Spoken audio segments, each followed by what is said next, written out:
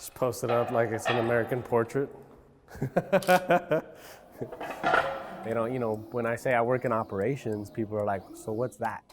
Like, well, skilled labor, it's whatever the work may be. That's good. So if the work is painting some walls, or if it's moving some things, or if it's, rigging some really heavy stuff, if it's pallet jacking, et cetera, et cetera. My current body of work, if you want to know the real backstory of it, is just, I started painting objects that were around me, objects that are beloved to us. It was just also a way to refamiliarize myself with these objects, and to just not think of myself as just a laborer, which I own. Like, I love working, that comes from family, but on top of that. So we've got some titles like La Cubeta is the paint bucket, La Palette Jill. I like Spanglish as well. I like going into that code switching area.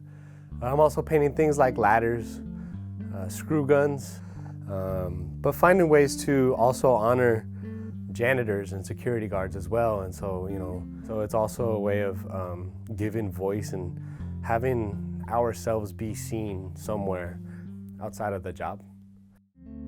I imagine like Fantasia, like the hand truck just starts, carrying boxes around, or the paintbrush just starts like painting the wall. Like, that's a good way to see them, I think, that they do take on a life of their own and the work never goes away.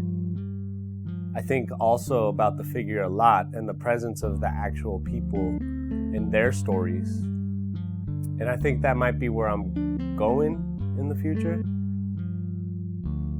Storytelling's one of the best human aspects. Our ability to tell stories is our ability to be heard and ability to pass things down.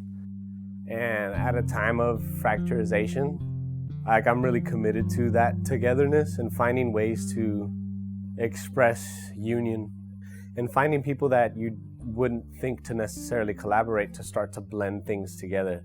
I think that's just not just a way of problem solving, but a direct action. My name is Christo Oropeza, and I'm a visual artist from San Francisco, also a gallery owner, and just overall a cultural worker here in the Bay Area. I like traversing across different realms, just the way that we do sometimes if we're bilingual in languages. Like, we don't exist just in one identity, as just like an English speaker.